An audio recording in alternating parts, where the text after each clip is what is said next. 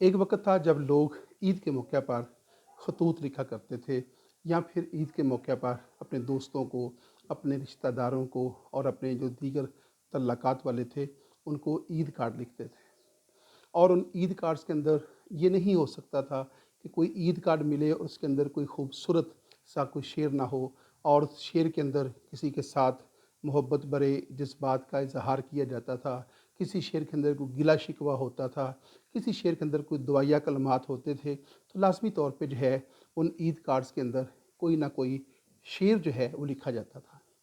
مجھے یاد ہے جب ہم اسکول میں تھے تو اس وقت جو کہ نیٹ نہیں تھا، موبائلز نہیں تھے، تو وہاں پہ ہم عید کارڈ ہی لکھا کرتے تھے دوستوں کو اور اپنے عزیز و اقارب کو، اور اس کے اندر پھر ہم جس قسم کا ہمارا وہ دوست ہوتا تھا، جس قسم کا ہمارا اس کے ساتھ تعلق ہوتا تھا، اس کے ساتھ اسی قسم کے اشعار کا بھی تبادلہ کرتے تھے۔ ایک شعر مجھے یاد آ رہا ہے، وہ شعر بہت مشہور تھا ان دنوں میں،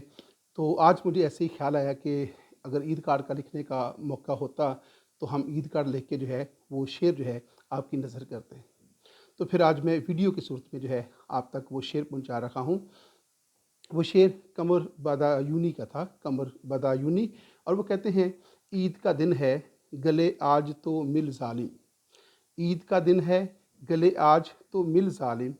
رسم دنیا بھی ہے موقع بھی ہے دستور بھی ہے، رسم دنیا بھی ہے موقع بھی ہے دستور بھی ہے۔ تو یہ ایک خوبصورت شعر جو ہے جو عید کی نسبت سے ہے، اور جیسا کہ میں نے کہا کہ کسی دور میں اس شعر کا بہت عروج تھا، اور پھر جیسے جیسے موبائل سروس آنا شروع ہو گئی، انٹرنیٹ عام ہو گیا، اور پھر بہت سارے جو ہمارے رسم و رواج تھے، بہت سارا جو ہمارا کلچر تھا، خطوط لکھنے کا جو کلچر تھا، اور جو عید کارڈ پوسٹ کرنے کا جو کلچر تھا، اور عید کارڈ کی دکانوں کے اوپر جو رش ہوتا تھا، اور وہاں پہ جو عید کارڈ پسند کرنے والے ہوتے تھے ہر عمر کے لوگ ہوتے تھے، خواتین، مرد، بچے اور نوجوان خاص طور پہ جو ہے، تو ان کا بڑا وہاں پہ عید کارڈ کی سلیکشن کرنا، عید کارڈ پہ لکھنا، اس کے اندر اشعار کا انتخاب کرنا، اور پھر اس کو پوسٹ کرنا جا کر، اور پھر کسی کے عید کارڈ کا انتظار کرنا،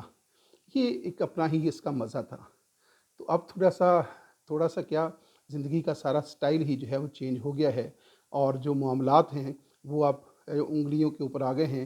اور ود ان سیکنڈس آپ کسی کے مزاج سے واقف ہو جاتے ہیں، تو ہمیں انتظار نہیں کرنا پڑتا۔ تو اس وقت جو انتظار کا جو مزہ تھا، کسی کے خط کے انتظار کا، کسی کے عید کارڈ کے انتظار کا، اس کا ایک اپنا ہی لطف تھا۔ اور میسیج جو ہیں آپ دیکھتے ہیں کہ عموماً آج جو مجھے یا آپ کو جتنے بھی عید کارڈ پیغام ملے ہیں، عید مبارک کے جو ملے ہیں، وہ جو ہے وہ پتہ نہیں کس نے لکھے ہوتے ہیں، ہم نے خود نہیں لکھے ہوتے۔ ہماری اس میں ذاتی کوئی صلاحیت، ہمارے کوئی ذاتی جذبات، ہماری کوئی فیلنگز اس کے اندر براہ راست شامل نہیں ہوتی۔ میں نے آپ کو بھیجا، آپ نے کسی اور کو بھیج دیا، اس نے آگے کسی اور کو فارورڈ کر دیا، تو یہ سلسلہ چلتا رہتا ہے۔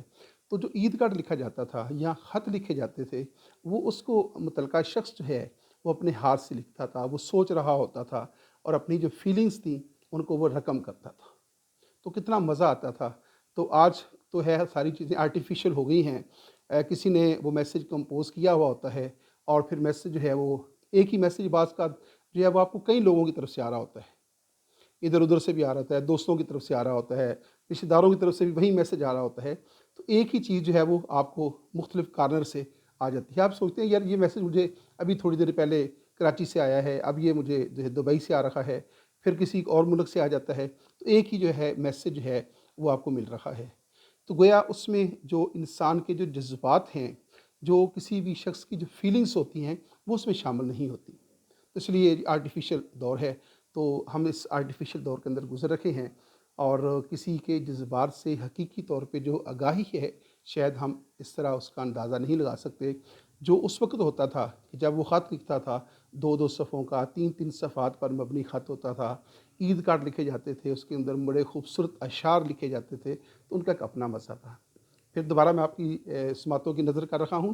عید کا دن ہے گلے آج تو مل ظالم، عید کا دن ہے گلے آج تو مل ظالم، رسم دنیا بھی ہے موقع بھی ہے دستور بھی ہے۔ قمر بدایونی۔